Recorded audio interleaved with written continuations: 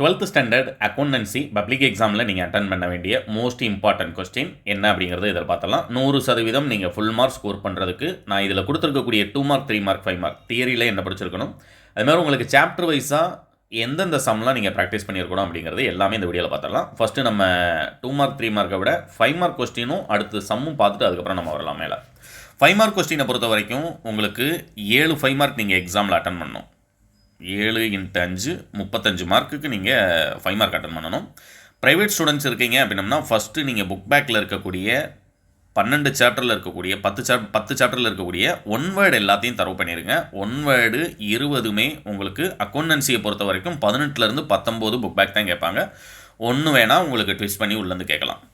அப்போ 20 mark score பண்ணுறதுக்கு one word ஃபுல்லாகவே தரவு பண்ணியிருந்தீங்க அப்படின்னம்னா 20 மார்க் உங்கள் கையில் இருக்குது. Balance 15 mark pass mark. இல்லை நான் சென்டம் ஸ்கோர் பண்ணணும், ப்ரைவேட்டாக எழுதுறேன் ஆனால் நல்ல மார்க்கே ஸ்கோர் பண்ணணும்னு நினைக்கிறேன் அப்படிங்கிறவங்க கண்டிப்பாக நீங்கள் கணக்குகளும் பார்த்து தான் ஆகணும். 10 சாப்டரில் இருக்கக்கூடிய கணக்குகளும் பார்க்கணும். 5 மார்க் கொஸ்டினை தியரியை பொறுத்த வரைக்கும் உங்களுக்கு வேறுபடுத்துக கொஸ்டின் ஒன்று கேட்பாங்க. லாஸ்ட் சாப்டரில் இருக்கக்கூடிய டேலி கொஸ்டின் ஒன்று கேட்பாங்க.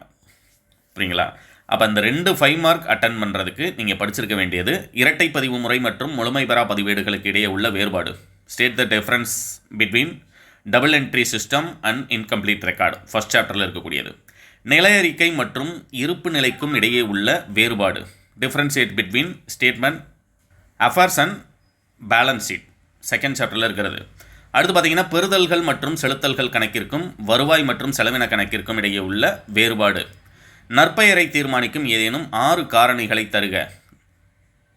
4. 5வது பார்த்தீங்கன்னா தியாக விகிதத்திற்கும் ஆதாய விகிதத்திற்கும் இடையே உள்ள வேறுபாடுகள் யாவை. அடுத்து கணினமயமாக்கலில் கணக்கியல் முறையின் பயன்பாடுகள் ஏதேனும் 5னை விவரிக்க. அதுபோக டேலி கொஸ்டின் என்ன படிக்கணும் அப்படிங்கிறது நான் மேலே கொடுக்கும்போது கொடுத்துருக்கேன். நீங்கள் அடுத்து சம் என்னென்ன பார்க்கணும் அப்படின்னம்னா ஃபஸ்ட் சாப்டர் ரொம்ப சிம்பிளாக இருக்கிறது. ரைட்டுங்களா? ஃபஸ்ட்டு பார்த்தீங்க அப்படின்னம்னா இன்கம்ப்ளீட் ரெக்கார்ட்ஸில் ஃபஸ்ட்டு 5 சம் ஒரே வீடியோவாக உங்களுக்கு வாட்ஸ்அப்பில் ஷேர் பண்ணியிருக்கேன். இந்த 5மே எப்படி இப்போ எழுதணும் அப்படிங்கிறது அந்த வாட்ஸ்அப் குரூப்பில் அந்த வீடியோ ஷேர் பண்ணியிருக்கேன். ஒரே வீடியோலேயே இந்த 5 சம்மே உங்களுக்கு கொடுத்துருப்பாங்க. இதை ப்ராக்டிஸ் பண்ணிங்க அப்படின்னம்னா கண்டிப்பாக ஒரு 2 மார்க் கொஸ்டின் அட்டன் பண்ணிடலாம். அதே ஃபஸ்ட் சாப்டர்லேயே 10 11 இது 3 பார்த்தீங்க அப்படின்னம்னா உங்களுக்கு 3 மார்க் கொஸ்டின் 2ல் 1 உறுதியாக 100% வரக்கூடியது. அதை ப்ராக்டிஸ் பண்ணிக்கோங்க. அடுத்து 8 9 13 15 இது 4ம் மோஸ்ட் இம்பார்ட்டன்ட் 5 மார்க் கொஸ்டின். இதுக்கான வீடியோவும் நான் ஷேர் பண்ணியிருக்கேன். அதை ப்ராக்டிஸ் பண்ணிங்க. இதை 3யும் பண்ணிங்க அப்படின்னம்னாலே 5 2 8 8 2 10 10 மார்க் ஃபஸ்ட் சாப்டர்லேருந்து உங்களுக்கு சம் 10 மார்க் உறுதியாக வரையக்கூடியது. அடுத்தது 2 மார்க் கொஸ்டின் 3 மார்க் கொஸ்டின் தியரியில் கேட்குறது. நீங்கள் 100% பாஸ் அப்படிங்கிற ஸ்ட்ரக்சரில் வந்துடுவீங்க. செகண்ட் சாப்டரில் 14 15 16 2 மார்க் கொஸ்டின். 18 19 உங்களுக்கு 3 மார்க் கொஸ்டின். 1 2 3 6 10 11 12 இதை ப்ராக்டிஸ் பண்ணிங்க அப்படின்னம்னா உங்களுக்கு 5 மார்க் கொஸ்டினில் 1 அட்டன் பண்ணிடலாம். ஏன்னா மொத்தம் 14 கேட்கணும். எக்ஸாமில் 14 கேட்டு தான் உங்களுக்கு எதிர் சாய்ஸில் உங்களுக்கு 7 எழுத சொல்கிறாங்க. அப்படின்னு சொல்லும்போது உங்களுக்கு ஒரு வேளை அடுத்தடுத்ததுலேயே இதில் செகண்ட் சாப்டர்லேருந்து வந்தது அப்படின்னம்னாலும் கண்டிப்பாக 2 5 மார்க் நீங்கள் 3 5 மார்க் அட்டன் பண்ணிடலாம். முதல் 2 சாப்டர் ப்ராக்டிஸ் பண்ணிங்கனாலே.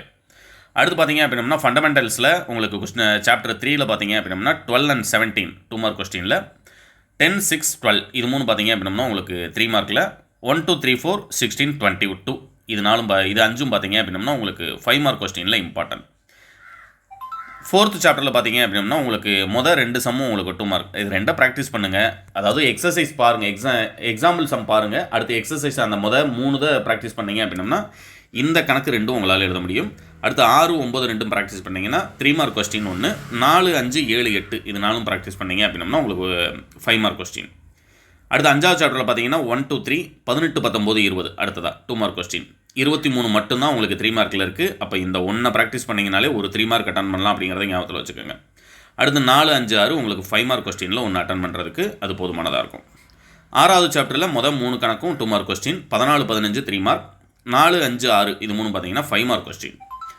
அடுத்து பார்த்தீங்கன்னா company accounts question number lesson 7ல் 6 19 20 இது 3 2 மார்க். அதாவது எக்ஸாமில் நீங்கள் 100% அட்டன் பண்ணுறதுக்கு ப்ராக்டிஸ் பண்ண வேண்டியிருக்க 5 இம்பார்ட்டன்ட் கொஸ்டின் மட்டும்தான் நான் சொல்லிக்கிட்டு இருக்கேன். அடுத்து 10 11 12 பார்த்தீங்கன்னா 3 மார்க். 1 2 3 15 16 18 இது 6ம் பார்த்தீங்கன்னா அப்புறம் உங்களுக்கு 5 மார்க் கொஸ்டின். 8th சாப்டரில் 1 6 12 இது 3 13 14 3 மார்க். 2 3 5 7 8 11 இதனாலும் பார்த்தீங்க அப்படின்னா உங்களுக்கு 5 மார்க் கொஸ்டினில் நீங்கள் ப்ராக்டிஸ் பண்ண வேண்டியது. 9வது சாப்டரில் ஃபஸ்ட்டு 2 சம் 2 மார்க் கொஸ்டின், 17 பார்த்தீங்க அப்படின்னம்னா உங்களுக்கு 3 மார்க் கொஸ்டின், 7, 15 உங்களுக்கு 5 மார்க் கொஸ்டின். டேலியை பொறுத்த வரைக்கும் 5 மார்க் கொஸ்டின் மட்டும் முதல் 2 பார்த்தீங்கனாலே ஒன்று. நான் ப்ரைவேட் ஸ்டூடெண்ட்ஸை பொறுத்த வரைக்கும் உங்களுக்கு என்ன சஜஸ்ட் பண்ணுவேன் அப்படின்னம்னா ஃபஸ்ட் சாப்டர் ஃபுல்லாக தரவு பண்ணிடுங்க. நான் உங்களுக்கு வீடியோ சோர்ஸே ஷேர் பண்ணியிருக்கேன். இந்த டேலியை பொறுத்த வரைக்கும் 10வது சாப்டரில் இந்த 2 ஒரு தடவை ப்ராக்டிஸ் பண்ணிடுங்க.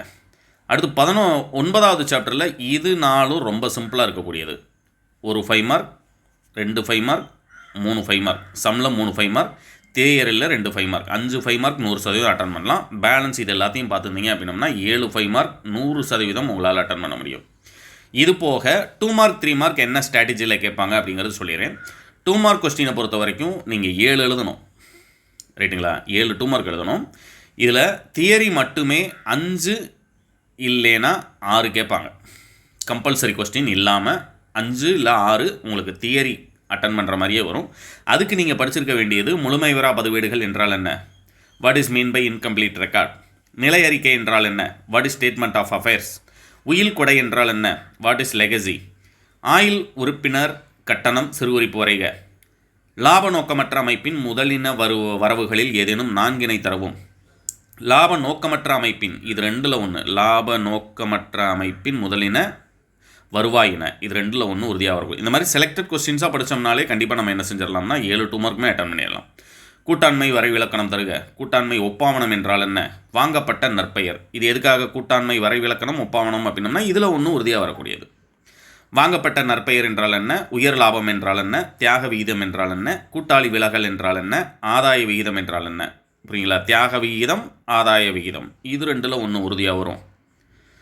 மிகை ஒப்பம் என்றால் என்ன, அழைப்பு நிலுவை என்பதன் பொருள், பத்திர முனைம கணக்கு சிறுகுறிப்பு வரைக, நிதிநிலை அறிக்கை பகுப்பாய்வின் கருவிகளை பட்டியலிடவும், ஃபண்டமெண்டல் ஸ்டேட்மெண்ட் அனலைசிஸ். ஆக்சுவலாக இங்கிலீஷில் சொல்லே அப்படின்னு இது பண்ணாங்க. ஆக்சுவலாக இது பிடிஎஃப் டைரெக்டாக உங்களுக்கு டவுன்லோட் லிங்க் கொடுத்துறேன். ஏன்னா நமக்கு பிடிஎஃபாக கொடுத்தா தான் உங்களுக்கு புக்கில் சர்ச் பண்ணியோ இல்லை மெட்டீரியலில் சர்ச் பண்ணியோ நீங்கள் படிக்கிறதுக்கு உங்களுக்கு ஹெல்ப்ஃபுல்லாக இருக்கும். அதனால் பிடிஎஃப் டைரெக்டாகவே உங்களுக்கு டவுன்லோட் லிங்க் டிஸ்கிரிப்ஷனில் கொடுத்துறேன். புறாக பொறுப்பு விகிதம் என்றால் என்ன, கணக்கியல் அறிக்கைகள் என்றால் என்ன, ஏதேனும் 5 கணக்கியல் அறிக்கைகளை கூறுக. அது ஒன்று. இந்தது 100% நீங்கள் எக்ஸாமில் எதிர்பார்க்கலாம். டேலி ERP 9 குழு என்றால் என்ன, what is group in Tally ERP 9 இது வந்து ப்ராக்டிஸ் பண்ணிக்கோங்க 2 மார்க்கை பொறுத்த வரைக்கும்.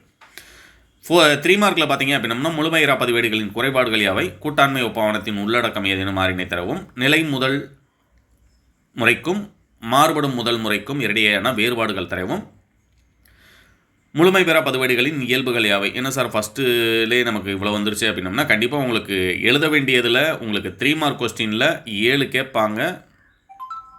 7 3 21 மார்க்கு. ஆனால் எக்ஸாமில் 3 இல்லை 4 மட்டும்தான் உங்களுக்கு தியரி வரும். பேலன்ஸ் 3 கண்டிப்பாக கணக்குகள் தான் வரணும். ஏன்னா 10 கேட்டு 7 எழுத சொல்கிறாங்க இல்லையா, 3 தான் வரும்னு சொல்லும்போது பேலன்ஸ் இருக்கக்கூடிய 7மே உங்களுக்கு சம் தான் கேட்பாங்க. அந்த 7ல் ஏதாவது 3 சம் நீங்கள் அட்டன் பண்ணுற மாதிரி இருக்கணும். அதுக்கான இம்பார்ட்டன்ட் தான் நான் கீழே வந்து உங்களுக்கு கொடுத்துருந்தது. முன்னுரிமை பங்களிப்பு நேர்மை பங்களிப்பிற்கும் இடையே உள்ள வேறுபாடு, உறுப்பிழப்பு செய்த பங்குகளின் மறுவெளியீடு என்றால் என்ன, நிதிநிலை அறிக்கையின் குறைபாடுகள் ஏதேனும் 3, விகித பகுப்பாய்வின் ஏதேனும் 3 நன்மைகள், விகித பகுப்பாய்வின் குறைபாடுகளை தரவும். டேலி கொஸ்டின் 2 தான் இருக்குது. இந்த 2ஐயும் ப்ராக்டிஸ் பண்ணிங்க அப்படின்னம்னா 1 உறுதியாக வரணும். எழுத வேண்டியது 3ன்னு சொன்னேன், வரப்போகிறதும் 3ன்னு சொன்னேன். அந்த 3ல் 1 இந்த 2ல் 1 வந்துடும். புரியுங்களா? இந்த மாதிரி செலக்டட் பண்ணி படிங்க. லாஸ்ட் 15 டேஸ்லேருந்து 20 டேஸ் வரைக்கும். ஆக்சுவலாக 7ஆம் தேதி உங்களுக்கு அக்கௌண்டன்சின்னு நினைக்கிறேன். இந்த 7ஆம் தேதி அக்கௌண்டன்சி அப்படின்னம்னா இப்போ இருந்து ஹார்ட் ஒர்க்லாம் தேவையில்லை, ஸ்மார்ட் ஒர்க் பண்ணிங்க அப்படின்னம்னா கண்டிப்பாக நல்ல மார்க் ஸ்கோர் பண்ணுறதுக்கு அது ஹெல்ப்ஃபுல்லாக இருக்கும். ஏன்னா எதை படிக்கணுன்றதை தெரிஞ்சுக்கிட்டு படிச்சிங்க அப்படின்னம்னா நல்ல மார்க் ஸ்கோர் பண்ணுறதுக்கு அது ஹெல்ப்ஃபுல்லாக இருக்கும். 2 மார்க் 3 மார்க் 5 மார்க் எல்லாமே இந்த வீடியோவில் சொல்லிட்டேன். இல்லை ஸ்க்ரீன்ஷாட் எடுத்து படித்தாலும் சரி, இதை PDF டவுன்லோட் பண்ணாலும் சரி, இல்லை உங்களுக்கு ஆர்ட்ஸ் குரூப்பை பொறுத்த வரைக்கும் தமிழ்லேருந்து கம்ப்யூட்டர் அப்ளிகேஷன் வரைக்கும் இம்பார்ட்டன்ட் கொஸ்டின் வித் ஆன்சர் என்ன வேணும்னாலும் என்னுடைய நம்பர் 6379172791. ஒரு சப்ஜெக்ட்டுக்கு 150 வாங்குவேன். கண்டிப்பாக 100% எக்ஸாமில் நீங்கள் பாஸ் மார்க்லாம் இல்லை, சென்டம் ஸ்கோர் பண்ணுறதுக்கு ட்ரை பண்ணுறீங்க அப்படின்னம்னாலும் அதுக்கான மெட்டீரியல் என்னால் கொடுக்க முடியும். என்னுடைய நம்பருக்கு கால் பண்ணுங்கள். All the best.